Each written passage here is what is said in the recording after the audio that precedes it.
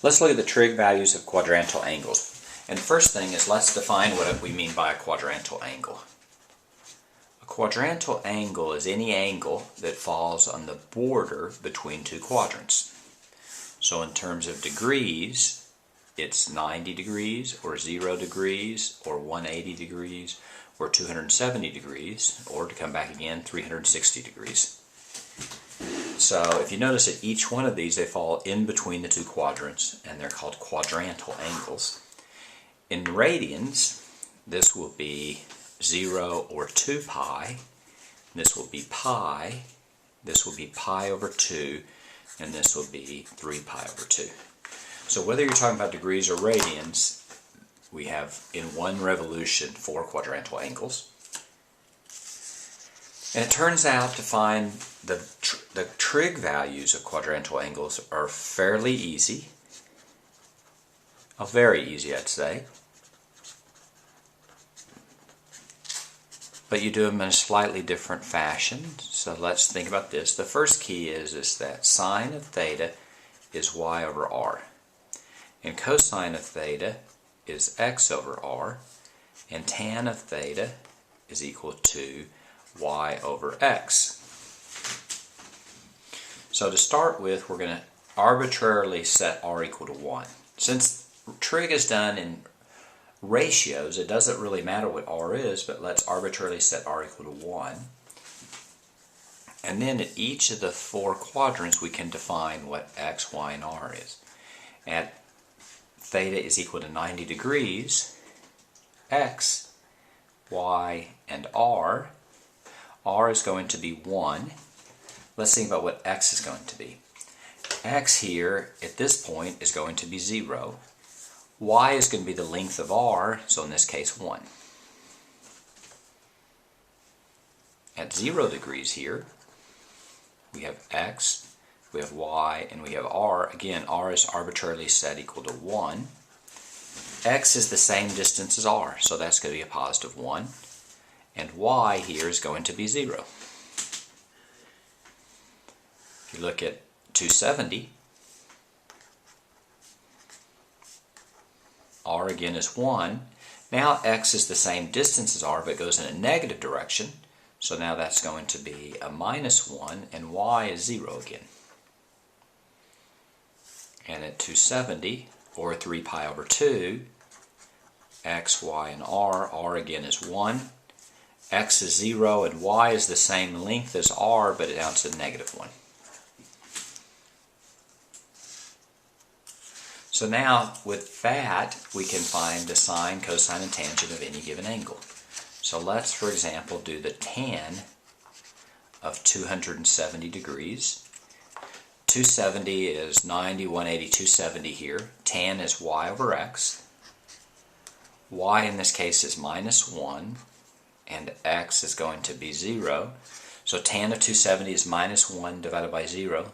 Divided by 0 is undefined, so your answer here is going to be undefined.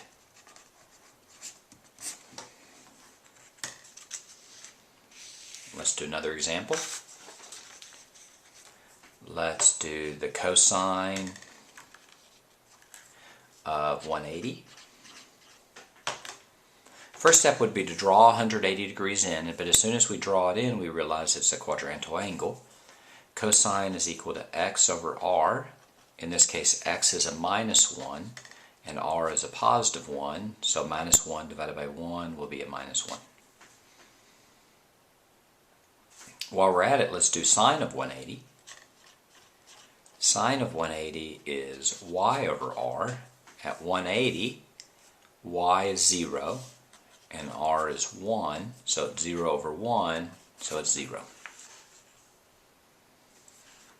And let's do tan of 180 while we're there. Tan of 180 is y over x. That's 0 divided by negative 1, which is a negative 0, which is the same as 0. So cosine of 180 is minus 1, sine of 180 is 0, and tan of 180 is 0. Let's do one more example. Let's do the cosecant of 270.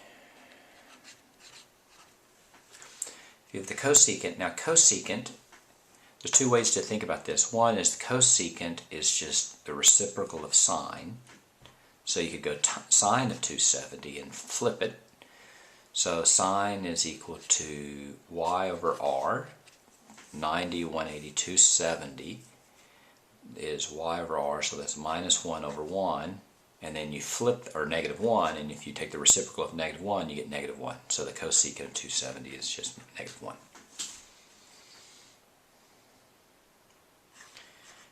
Cotangent.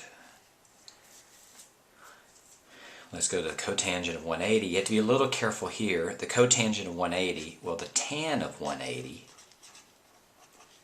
tan of 180 is y over x. So that's going to be 0 over minus 1. So that looks like it's going to be a 0. But actually, since it's cotangent, it's the reciprocal, so that's 1 over 0, which is undefined. Right? You have to be careful there. Tangent of 180 is 0 over negative 1, but cotangent would be negative 1 divided by 0, which would be undefined. You have to be very careful in problems like that. Let's look at another problem. Let's look at cotangent of 90. Well, tan of 90 is y over x, so that's 1 over 0. So tangent of 90 is undefined, but cotangent is the reciprocal. And even though 1 over 0 is undefined, the reciprocal 0 over 1 is not. So the cotangent of 90 is 0, whereas the tan of 90 is undefined.